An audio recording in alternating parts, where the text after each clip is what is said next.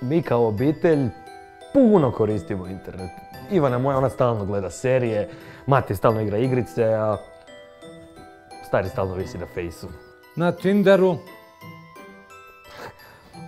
A ja ponekad znam raditi od doma. Ponekad, već 2 tjedna nisi bio na poslu. Da, to se zove office at home. Sram da si rekao da se to zove šef mi je na putu. Office at home. Dečki, koji je ono šifra za Wi-Fi? Kini mi se s interneta 1, 2, 3. To je to. Ne, nije, ne radi. Ne kradi internet, majmene. Ne krade internet, idiote. Dobro, kaj mi napadate samo... Da, ne kradi internet, idiote, 1, 2, 3, probaj to. Nismo se, okej. Ne kradi internet, idiote. Nije. Opet su promijenili šifru. Ja ne razumijem ljude. Jer kad treba čistiti snijeg vani ispred zgrade, niko nikad nema vremena.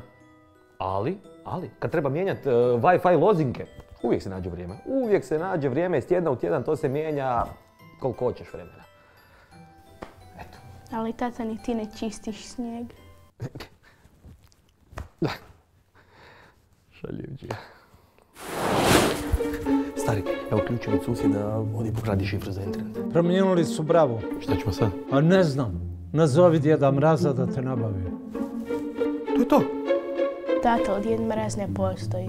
Ma ne pa, spustit ćemo našeg djeda iz dimnjaka. Ti mene možeš još samo na Mirogoj spustiti.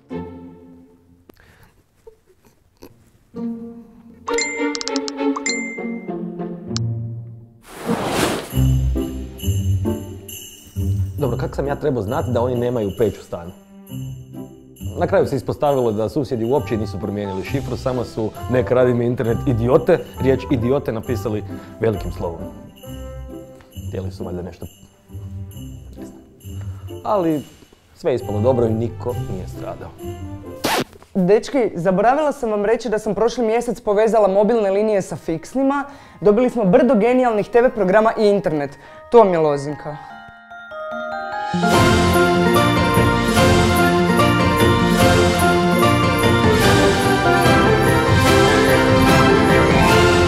Mišo, piši.